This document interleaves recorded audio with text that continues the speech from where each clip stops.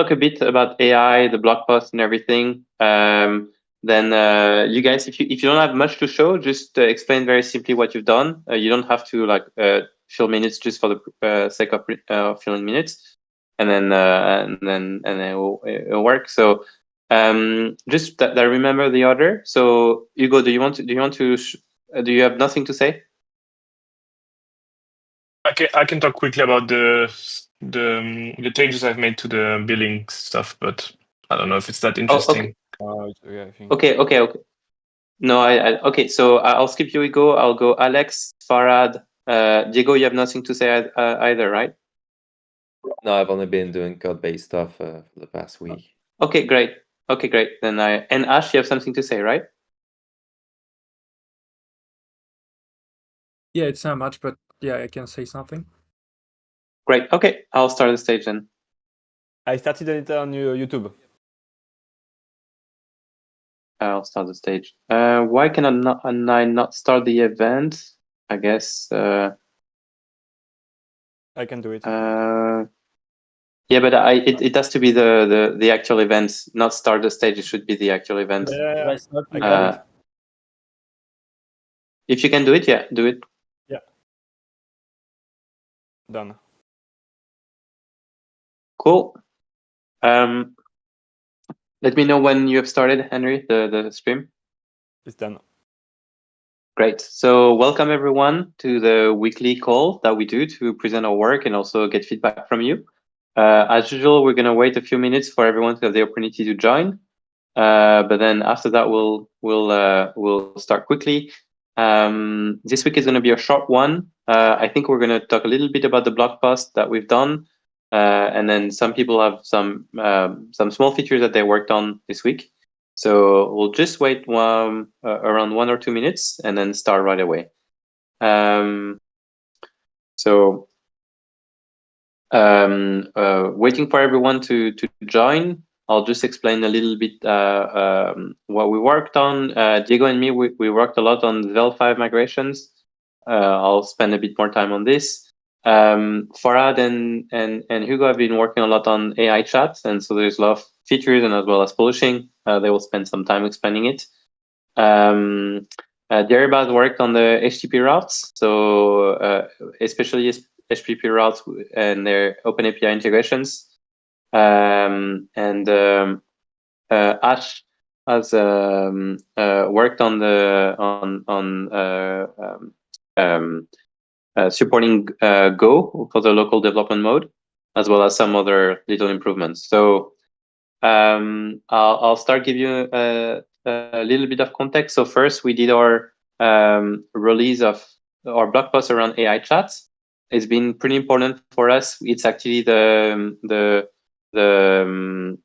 it's many features in one, and so we've been waiting a little bit before announcing this because we actually worked on individual features that compose this AI chat, and we now think it's in a good state to basically be used as is and to represent the whole experience that we expect. But we'll continue iterating on it and improving it. As said on the blog post, basically it gives you like a very single holistic experience for to interact with Windmill. As time goes, we expect that people get very familiar with it, and a lot of the first reflex will be to actually go directly on the AI chat rather than doing things on the UI, and then use the UI more for things that are very specific or to basically customize some specific actions.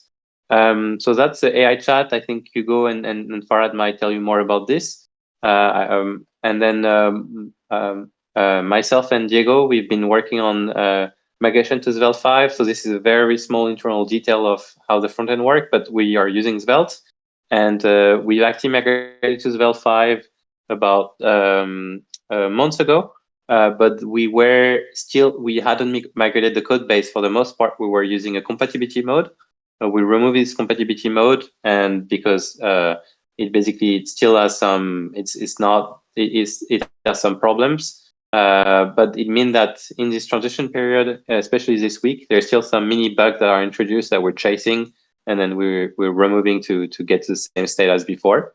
And so yeah, it's just very time consuming, but it will allow us to to be more productive in the future.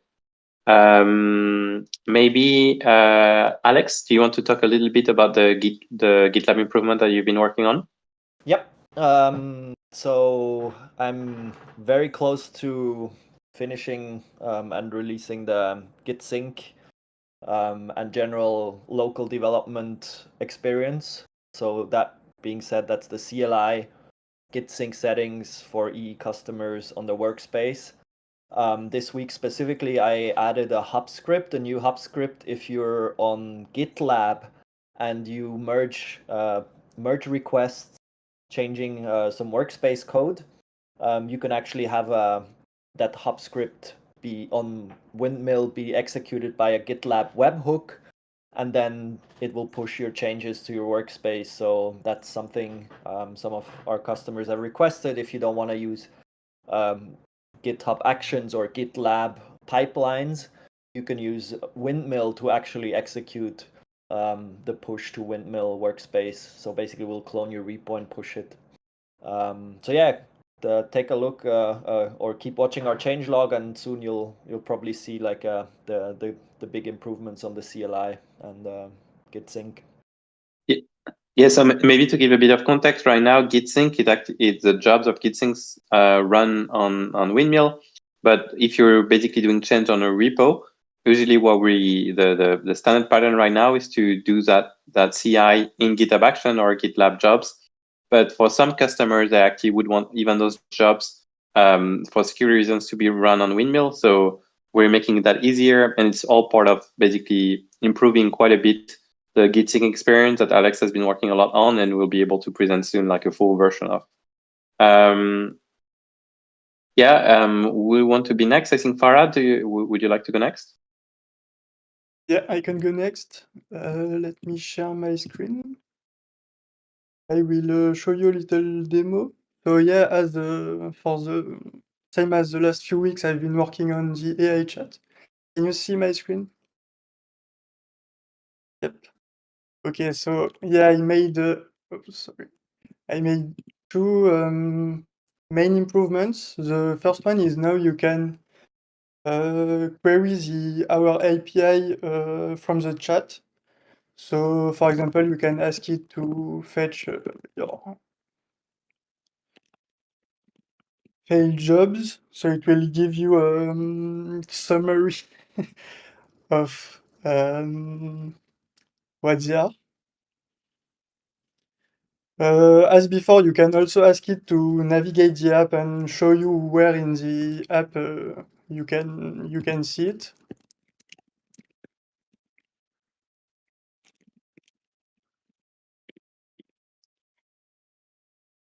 So it allows you to ask some specific questions if you have some about your jobs, resources, variables, triggers, etc. So that's the first thing. The second thing is now you can also fill your scripts and flow forms with the AI. So here I can ask it to fill it. It will scan what it has to fill, and it will take into account some instructions you can give it. So, for example, here I told it to end the emails with windmill.dev, and it follows these instructions and helps you fill your form. So you can either accept or reject its input.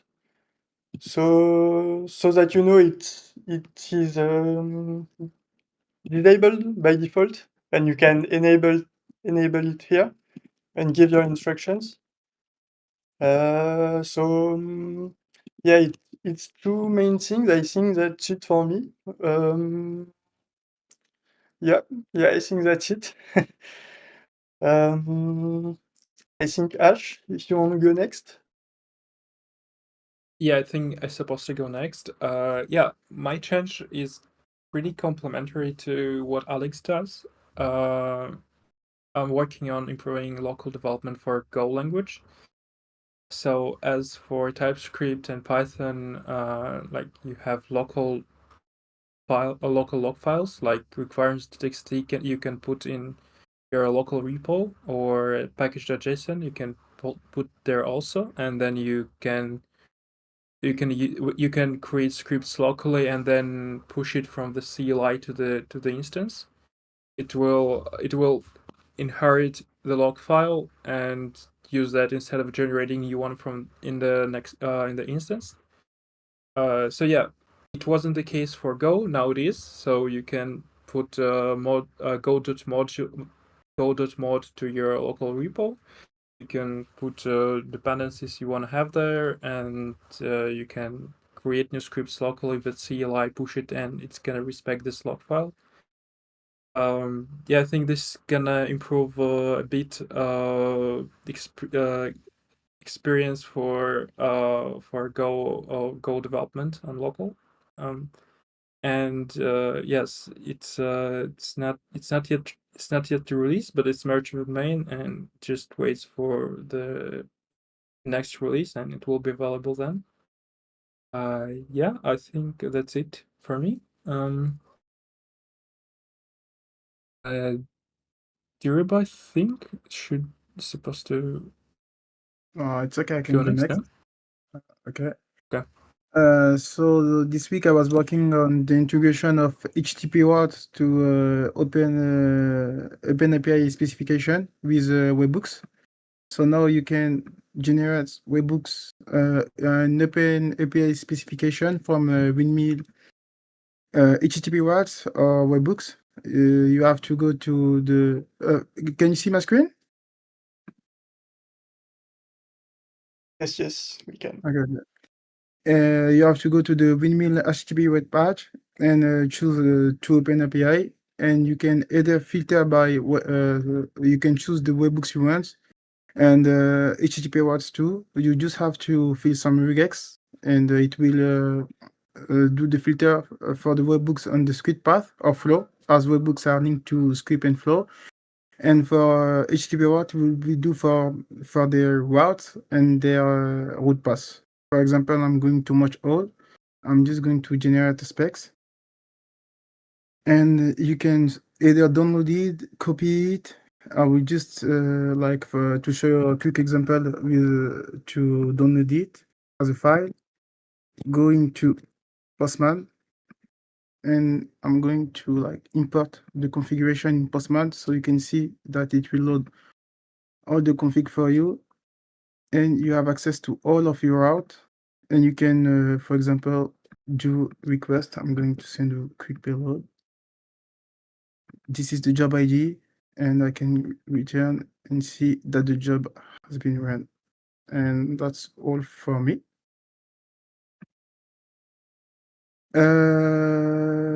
Who's next? Henri, maybe? No, I wasn't supposed to go. I mostly worked on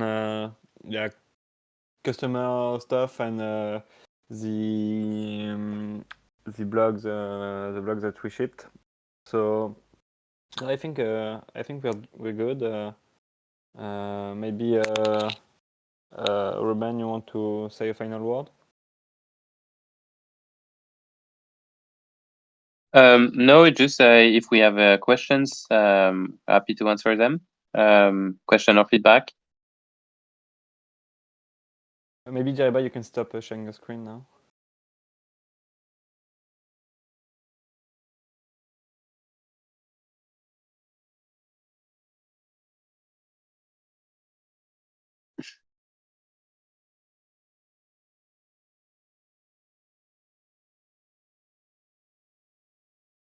Thanks, Ross, who is always here in the chat.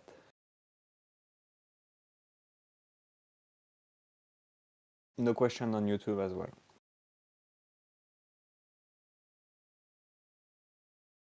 Okay, then have a great week, everyone, and see you next week. Bye, everyone. Bye. Bye bye. Bye.